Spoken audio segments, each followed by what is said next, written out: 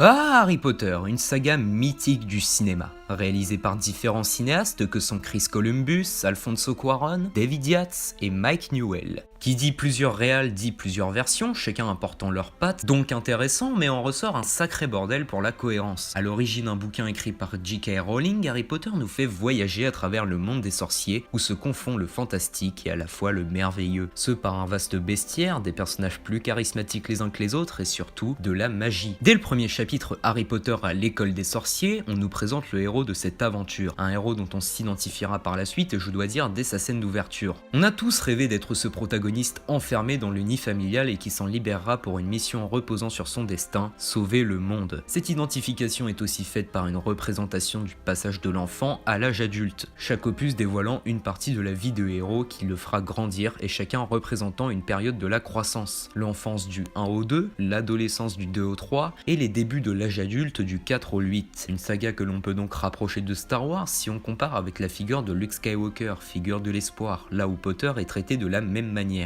Un sauveur qui doit détruire les forces du mal, ici Voldemort. Mais aussi sur son univers étendu, car ce monde de sorcières recèle de grands récits tout droit venus de l'imaginaire, là où reposera notre fascination. Ce qui permit à la saga de connaître un énorme succès, ainsi que des millions de fans. Pour ma part, les meilleurs épisodes restent La Chambre des Secrets pour le côté énigmatique, La Coupe de Feu pour la réalisation, et Les Reliques de la Mort pour le drame et l'obscurité que ce chapitre dégage. Après un dernier long métrage qui viendra clôturer l'épopée du jeune sorcier en novembre 2010, plus aucun livre ni film ne sortit. Ni livre ni film ?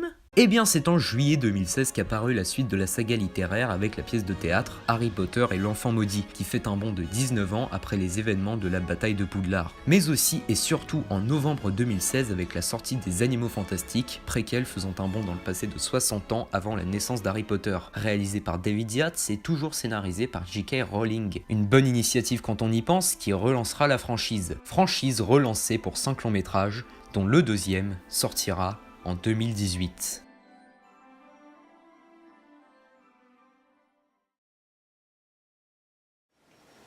Nous sommes en 2018. Les Animaux Fantastiques 2 est sorti. Et qu'est-ce que j'en ai pensé ? Lumos Max !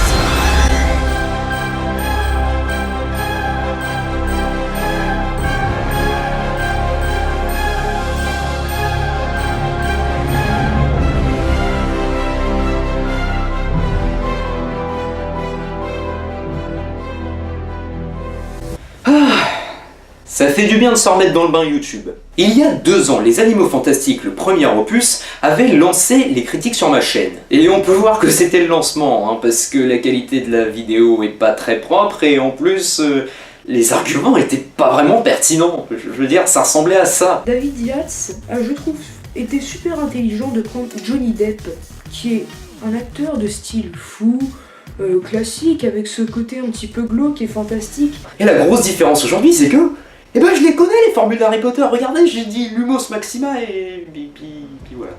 Plus sérieusement, à l'époque j'avais bien aimé les Animaux Fantastiques. Et puis aujourd'hui, je trouve que c'est plus sympa que bien. Parce qu'entre les Animaux Fantastiques, le premier et le deuxième, il y a eu quand même 2 ans, ce qui fait que j'ai grandi et qui fait que j'ai pris du recul. Et j'ai mûri aussi. Et en prenant du recul, je me suis rendu compte que les Animaux Fantastiques, c'était juste un film fait pour des produits dérivés qu'on allait tous avoir à Noël. Je veux dire, ça raconte pas grand chose à part une chasse aux animaux. Cependant, une suite ayant été annoncée, j'étais quand même curieux de découvrir le nouvel opus. Alors, que vaut pour moi ce nouvel opus, Les Animaux Fantastiques 2, Les Crimes de Grindelwald ?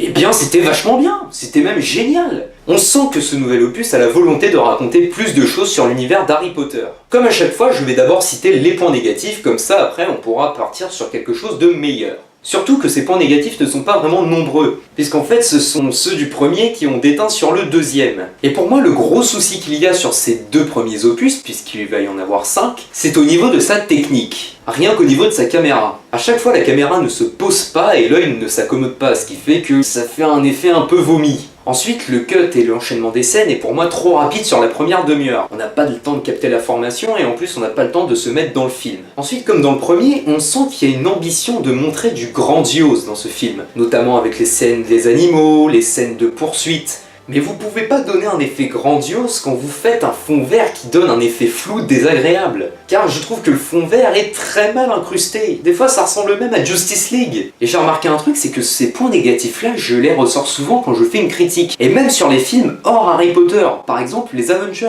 le dernier, il y a le même point négatif. Et c'est dommage car le scénario est bon. Et qu'il y a du potentiel. Un potentiel mal exploité. Maintenant passons aux meilleurs points, les points positifs. Enfin, on va parler de bien. Les Animaux Fantastiques 2 est largement mieux que le premier, puisqu'il dévoile plus d'intérêt et plus de maturité et se rapproche en plus de l'univers d'Harry Potter. Parce qu'encore une fois, le premier c'était juste une chasse aux animaux et rien de plus. On n'avait même pas de développement du background des personnages, genre Norbert Dragono. Puisque contrairement au premier, ici les personnages sont beaucoup mieux exploités, et ils développent même plus de dramaturgie. Là où l'on éprouve plus d'attachement, et je pense également aux personnages de croyance qui s'affirment plus dans le film. Croyance dans le premier opus des Animaux Fantastiques, c'était un peu Kylo Ren dans Star Wars 7, et cette fois il s'affirme comme Kylo Ren l'a fait dans Star Wars épisode 8. Et ça fait plaisir à voir. Et toujours côté personnage, on retrouve plus de crédibilité chez les antagonistes. Au début, on nous présentait Grindelwald comme juste un criminel qui tue des gens et détruit toute la ville de New York.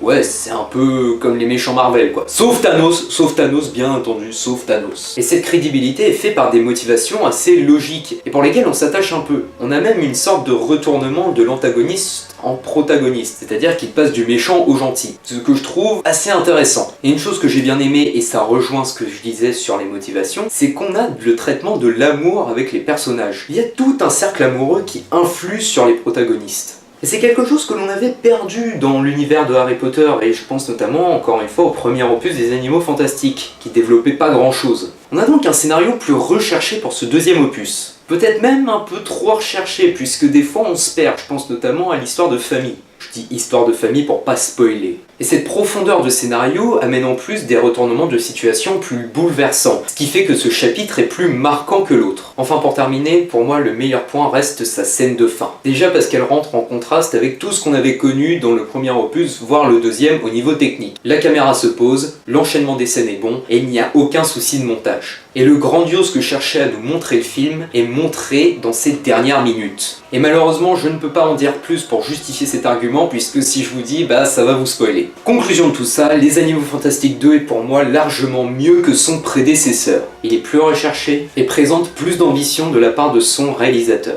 Et J.K. Rowling bien entendu. En tout cas, j'espère que cette critique vous aura plu, n'hésitez pas à partager. On se retrouve très bientôt, et d'ici là, passez de bonnes séances.